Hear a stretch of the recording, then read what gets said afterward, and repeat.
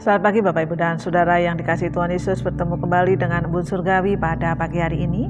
Mari kita akan merenungkan firman Tuhan bersama-sama yang terambil dari kitab Matius pasal yang ke-20 ayat yang ke-28. Demikianlah bunyi firman Tuhan.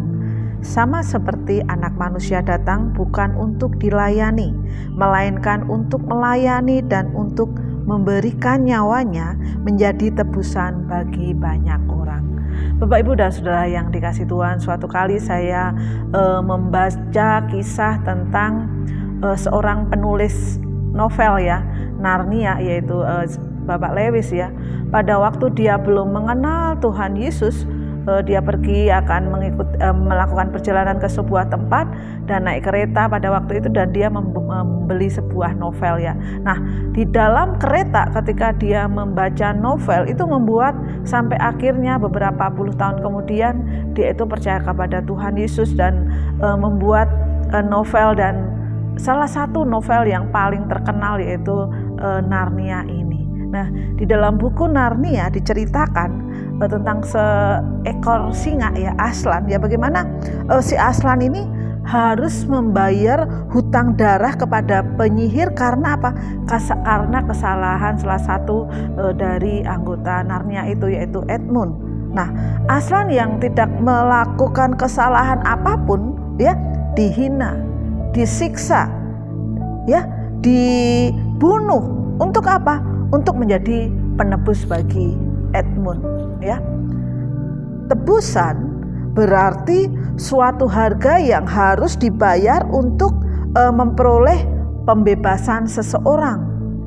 Di Narnia diceritakan ketika Aslan mati harus menebus Edmund supaya Edmund tetap hidup.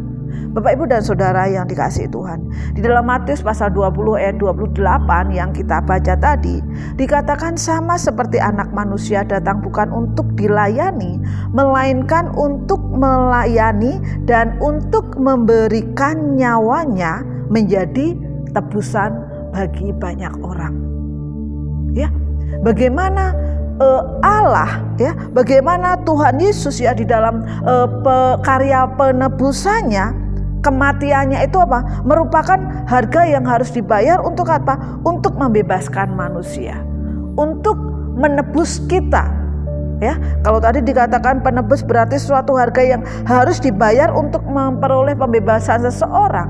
Nah, di sini karya penebusan Kristus di kayu salib itu membebaskan kita. Membebaskan kita dari apa? Membebaskan kita yang pertama dari kuasa dosa.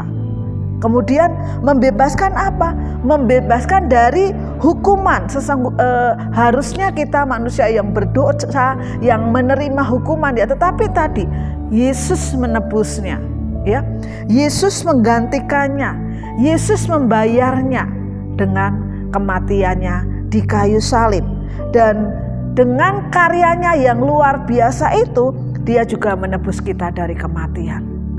Luar biasa sekali Begitu besarnya kasih Allah dalam kehidupan kita, sehingga harusnya yang kita mendapat hukuman, harusnya kita mendapat kutukan.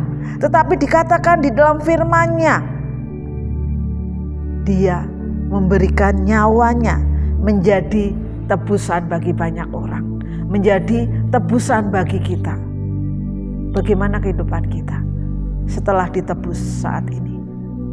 Setelah karya Kristus yang luar biasa bagi hidup kita, apakah kita mau sungguh-sungguh di dalam Dia? Apakah kita mau tetap setia di dalam Dia?